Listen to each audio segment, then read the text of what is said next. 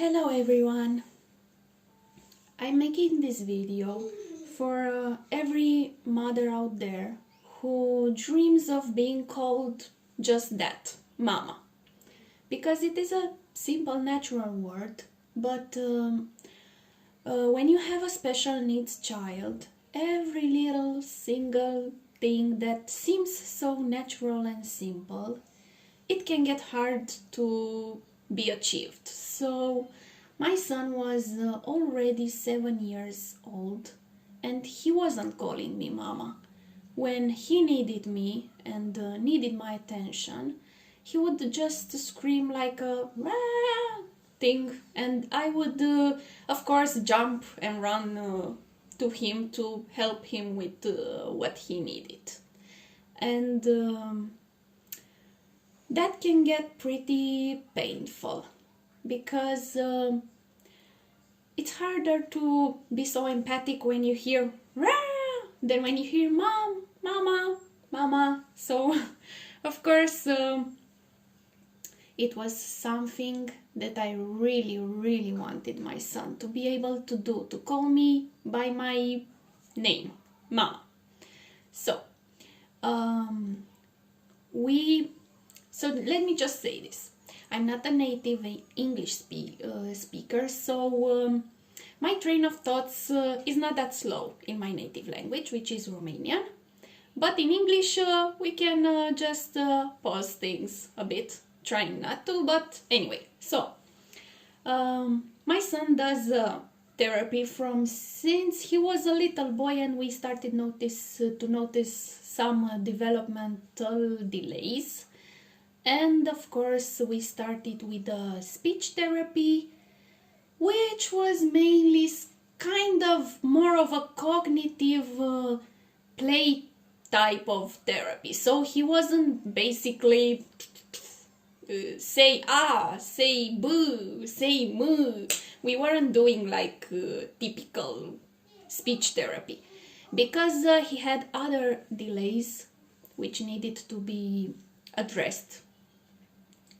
But I think from 2 years now, so from mainly the last 2 years, we started to do this type of prompt speech therapy, as I have seen it to be called on the internet, on YouTube, which is when the therapist actually does the massage and really tries to make the child say that sound.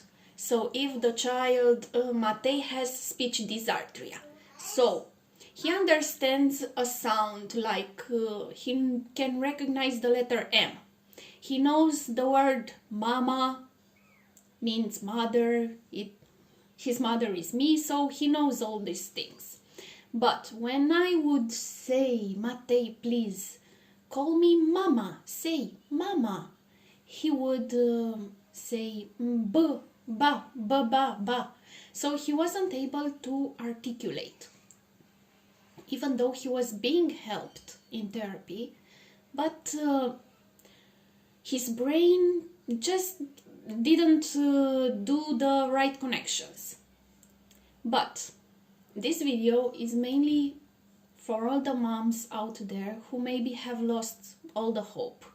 Because when you have a child with speech dysarthria, ours is very severe, you can just throw in the towel and say, okay, my child is non-verbal, I cannot do anything to help him anymore, and it can get pretty hard. I mean, when my son was 7 years old and he still wasn't calling me mama. So I could have just said, okay, that's it. And maybe I thought of that. But we still, of course, went to the speech therapy, and he started to say it mechanically. I mean, when he was being helped physically, he could articulate the letter M. So the therapist would do something like this. m, m.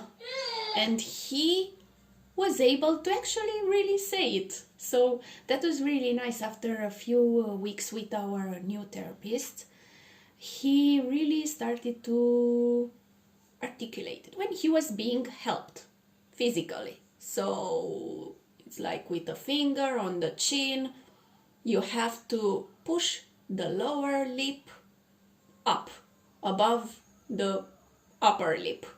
So it's like ma, ma. And I would do this at home with him, of course.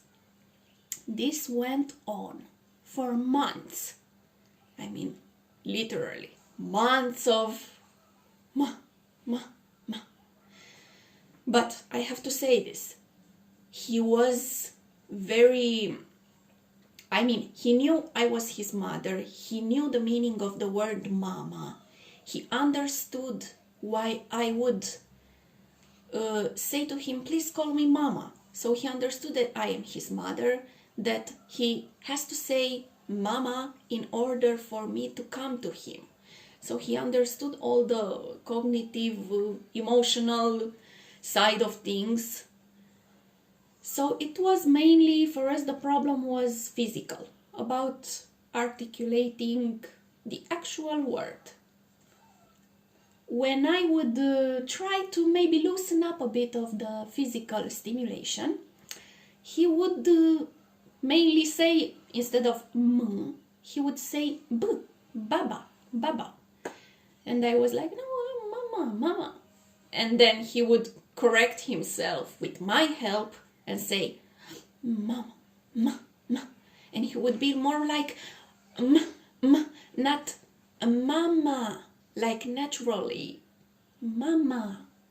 And when this whole pandemic coronavirus thing started, we were at this age of me helping him physically to say the word, but it would be more like a babble, like and not a word, a natural word, and the calling me out word. So we were at home, stuck at home with no therapists around us, only me with him, and of course it was pretty hard staying at home and realizing that we are not making any more progresses. He also does physical therapy, kinetotherapy, and other stuff. So around the Easter, we so how can I say this? This is not just no, I don't know, therapy tips. It's not a video with only therapy tips. It's a video about having faith in your child, in yourself as a mother. And if you believe in God, have faith in God. We do. So the thing is, I was working with him like a therapist, saying the word mama, mama, with the help. And I was trying to loosen up a bit the finger and maybe just touch a bit the chin and say mama, mama, and just as little help as possible physically. And that is a good technique. And I really, really think that helped him to say mama on his own. But this is also a video about faith, because I was doing all the physical work, but there has to be some kind of spiritual work also, because the relationship that you have with your child greatly impacts his progresses. So every little thing that your child does is a mirror of how you treat your child, what type of relationship you have with your child. So if you have a relationship that it's based on love, mutual trust, of course for the child it's easier to work hard and learn new things. So around Easter, we have this custom that so it's hard for me to explain this in English, but when you go to church, the children, only the children, go table, not on top of the table, down of. I hope you understand what I'm trying to say. When you go under a table, for 3 times it symbolizes the tomb of Jesus Christ, and you bring flowers, and it's something very beautiful. So the children go 3 times under a table, and we were at my mother-in-law's house, and we were cleaning a table and just getting ready for Easter and cleaning up things and stuff.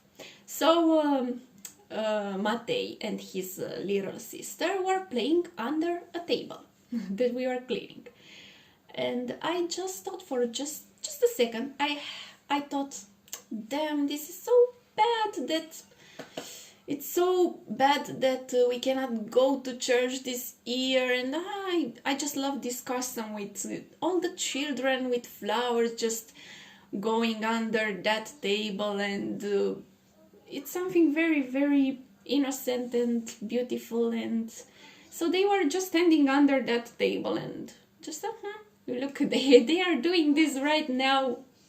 It's too bad that we cannot go outside because of the whole pandemic isolation stuff. So they were playing under the table, and I just thought, too bad we cannot go to church this year. And Matei from under the table was like, Mama, Mama, Mama! And that was just the most amazing moment in my entire life with Matei. I mean, I get overjoyed about every little thing he does. When he does something new, I'm like, wow, he learned to do this, and I always praise him, and I'm so happy that he can basically overachieve. Just so when he said mama so clearly and so intentional and natural, and my first thought was, wow, this is a miracle from God. I mean, he is under that table, and I had this thought about what a shame that we cannot go to church and do this custom with children going under the table, and he's just standing right under the table and just said, Mama, Mama. And I knew that this is the result of me loosen up the physical help, and constantly exercising and saying this with my help. But there is just a tiny percent of help that comes from above the things that we think we know. It just maybe you don't believe in God, maybe you believe in your own free will. So when you have free will, maybe one day you are very happy, and all the things go as you have planned them to, and you are full of hope, and you think, wow, I'm so lucky today, everything goes so well for me, so smoothly. But other days can get pretty tough.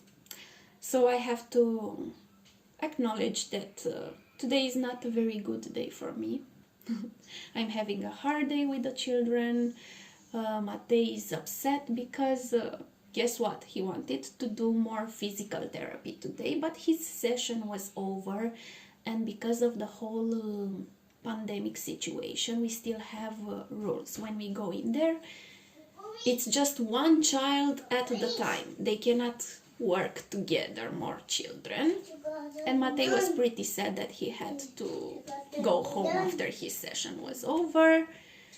Anyway, he was pretty upset. My little one, my little daughter, she's also having a pretty tough day, and you know, the terrible twos. And today is just one of those days. So you can see her in the background because e o varză. But I still decided to make this video because sometimes, although you feel really sad, bad, like nothing is as it is supposed to be, you still have to push through. So with therapy, and when you have a special needs child, it can get pretty tough, and you can get tired from all the exercises because you have to repeat and repeat one thing in order for that one thing to get through your child, and your child can learn it and can actually do it naturally, functionally. And so for months and months we did the mama exercise. So it was a lot of repetition, but when Matei started to plain out say it, mama, and he called me so in such a natural way that I was like, wow, you just started saying it like you said it your whole life. So I was really happy. When that moment happened, I really thought it was also a spiritual thing. Era Luca. Because it happened in such a coincidental way, and my train of thoughts was like, my God, I'm so sorry that we cannot go to church and do the under the table custom with all the children because it is so beautiful. And in that same exact moment, my son was under a table that I was cleaning, and he was like, mama, and not mama. Not it was mama, like an actual word. Mama. So what I'm trying to say is, in order to finish this up, is to have faith. Have faith no matter what, no matter how many months of therapy you are doing with your child, with one little single word that you are repeating and repeating. It may come that day when everything is in harmony and your child starts to just do that thing. Like, wow. Because as you have seen with typical children, they are also working to learn stuff, and they are repeating them. Like my little daughter here, she's also repeating a lot of words and learns how to use them correctly. And so that is what I wanted to say. Don't hope it can happen anytime. Work every little single day for what you are trying to teach your son, your child. And believe that it will happen, because it will. If it happened for us, it can happen for anyone. So I guess I will end the video here, and hope this gave you just maybe a little bit of faith and hope that you will achieve what you want with your child. Goodbye.